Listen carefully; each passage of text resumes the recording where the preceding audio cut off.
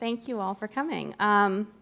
So this is my new novel, The Lonely Hearts Hotel, and yes, it's mainly set in the 1930s in Montreal, and my original inspiration for writing a story then was actually from my father, and my father had come of age in the 1930s, and he was the youngest of 9 boys, and his father died when he was 3, so his mother was alone with 9 boys during the Great Depression. So naturally, they all turned to crime. And so then when my dad raised me by himself, and he would always tell me these stories about the crime world in Montreal that he had worked in as a child, and he had a great nostalgia for it because he had always regretted that he hadn't pursued crime in his adult life, because he had found he had a real talent for it, and he sort of had missed his calling. So he would, my bedtime stories were always filled with these gangsters and bank robbers from the 1930s, but just told in this very rose-colored way. So I always had this idea of writing a novel, a kind of gangster novel set in that time, but told from almost as though it were a children's tale. So actually my first attempt at writing this book was when I was 22. So I sat and I wrote it, and then it was 5 pages. But I photocopied it and gave it to my friends, and it was a great success. But then, when I finished my last novel, I remembered this tiny book that I had written, and I had called it at the time The Romeo Hotel. And so I wanted to go back and actually try, now that I knew how to write novels, to write an entire world around it. So 2 of the main characters were already there, and they were Rose and Piero. So I wanted to start right at the origin, so I tried to find where they would come from. So for the idea for Piero, in Montreal on René Lévesque Boulevard, there's a huge building that's quite ominous but beautiful in its own way, and it's abandoned now. But at the turn of the century, it was Hôpital de Miséricorde, and unwed mothers from all over Quebec were sent by their parents to go live there in seclusion and hidden away, and they would be given like sackcloths to wear. And when they entered, they were given pseudonyms so that they wouldn't be able to know one another on the outside. So actually I went to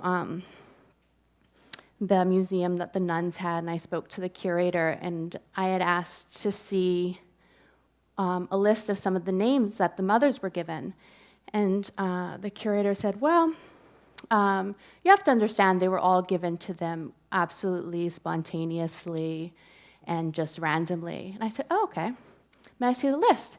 And she said, yes, but you have to understand they were done sort of like alphabetically, like hurricanes. And I said, oh, yes, like Oliver Twist, I understand. May I see the list? And she said, well, if one is a radical feminist, one tends to read certain things into text. And I was like, oh, what makes you think I'm a radical feminist? And she was like, mm-hmm.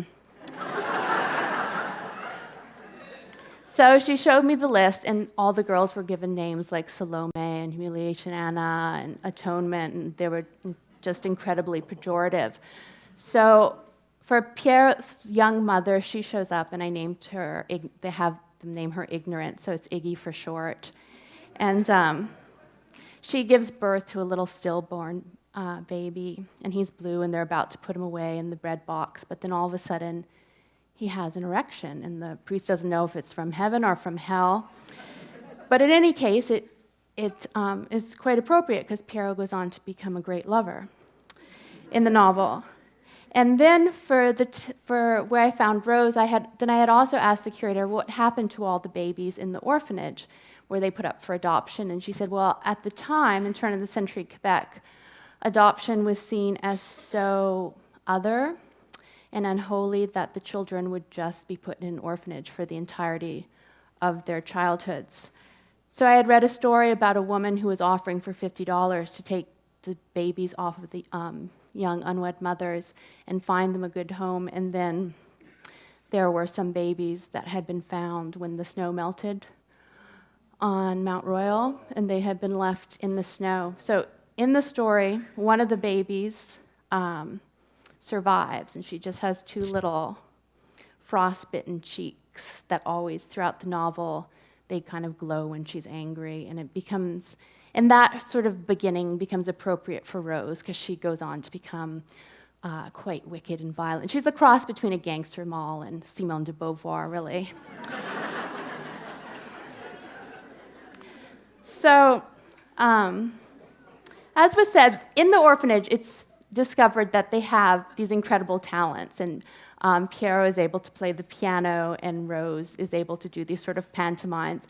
So essentially, they're both clowns, and they do all these performances. And while they're at the orphanage, they have this idea that when they grow up, they're going to put on this spectacle filled with clowns, and the world has never seen anything like it. And it will be called the Snowflake Icicle Extravaganza. But, of course, because it's a novel and sad things happen in novels, they get separated as teenagers and are sent out into the world. And they both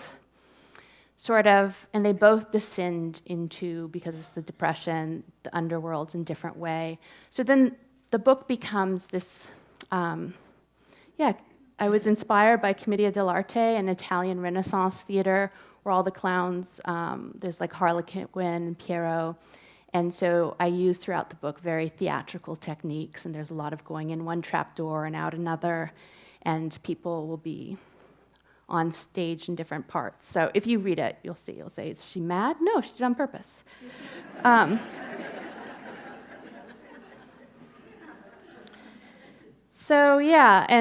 it was funny because when I was writing the book, I was sort of uncertain about, I didn't want to tell anyone I was writing a book about clowns, because I know people would say I was idiotic, and because nobody likes clowns.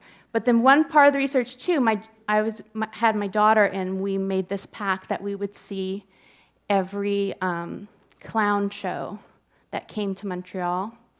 And one day we saw in the newspaper there was an advertisement for a clown, and he was coming from Paris, and he played a violin that was this small. And we were like, this is incredible. Our lives will truly be changed.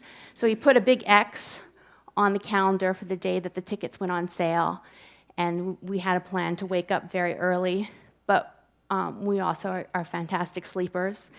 So we woke up at about 1 o'clock in the afternoon. We were like, the tickets are gone. We're like, we can't call on the phone. They'll put us on hold. So we rushed, put on our clothes, and it was pouring rain outside, and we ran through the rain, and we ran all the way to Saint Denis Street.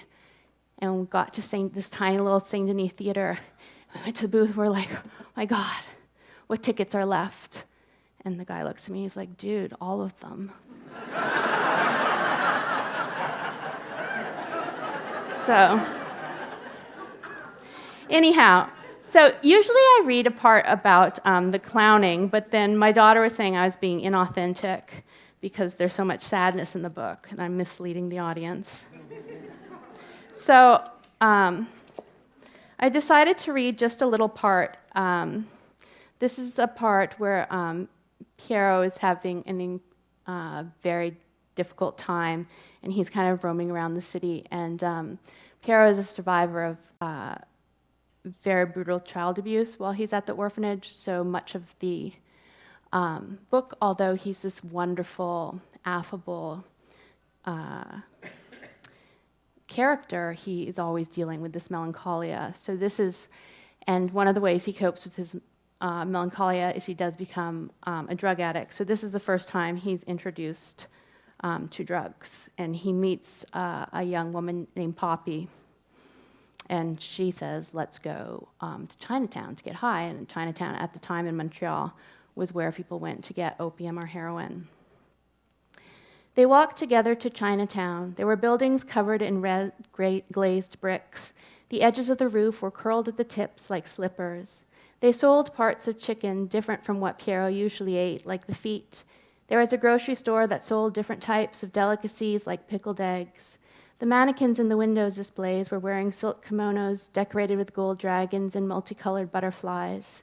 There was a small house of worship with a gold plaque and Asian letters on it. There were chop suey restaurants on every corner. The girl hopped daintily over the puddles filled with chicken grease and other horrors. There was a room where you could get heroin at the back of the store where they sold dragon beard candy. Everybody came home with a cloudy look on their faces and a pink cardboard box filled with white stringy candy. They ducked into an alley and went into a door at the end of it.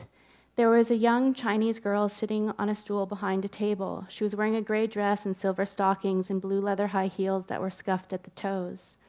Her black hair was tucked behind her ears, and she was reading an Agatha Christie novel. There was a bowl on the desk holding a black fancy goldfish that swirled around like a paintbrush dipped in black ink. When they entered the shop, she rang the bell on the desk without even looking up. An older Chinese man dressed in traditional silk outfit came to lead them to the back. There were framed prints on the wall. There were couches and daybeds all over the room. For a moment, Pierrot was shocked by all the people lying on the thin mattresses on the floor. They still had their coats on. They looked like they had been shot on their way to work. Their foreheads were sweaty. They had their arms around strangers. It wasn't a sexual thing at all. They were still a little bit conscious. They were trying to peep out of one eye. They were like little kids in their beds, forcing themselves to stay awake so they could hear more of a fairy tale their mother was reading. Poppy found a stack of 3 thin mattresses stacked on top of the other like a layered sponge cake. She purchased a pipe, lit it up, and inhaled from it. Then she handed it to Pierrot to do the same. He felt an itching on his back right below his shoulder blades. The itch bothered him. He felt that he had to get to it. If he could just touch the tip of his finger to where the itch was, he would be able to stop it. He tried to reach back over his shoulder in order to scratch it, but his fingers couldn't reach. And then he tried to get at the itch from underneath, but that also proved impossible. Then the itch started to burn and to be painful. There were 2 pressure points. They were pressing and pressing and pressing. It was as if there was something alive under his skin trying to burrow its way out. And then he felt the skin break, and 2 wings burst out, and as soon as they did, he felt a wondrous calm. He moved the wings around. Wasn't it just so wonderful to have these extra limbs, ones that reached out into space in such amazing ways? For his whole life, he had been confined in a box, and now he was finally allowed to extend himself in all directions. Pierrot felt as though he were flying. Everything around him had become immaterial. There was no such thing as matter, only energy. He floated up off the bed. He was up by the ceiling. There were flowers on the tin ceiling, and the light bulb singed his tie. There was no limit to how far up he could go. He closed his eyes and floated, and Pierrot drifted away. He knew that he ought to take a peek at his whereabouts in the universe so that he could find his way back. His eyelids were great, heavy velvet curtains, very difficult to draw. Perhaps he had floated out a window into the Milky Way. As the effects of the heroin wore off, the wings folded up and retracted into his shoulder blades. He was surprised the wings were able to fit back in once they had been outside of him, but they were gone. Thank you.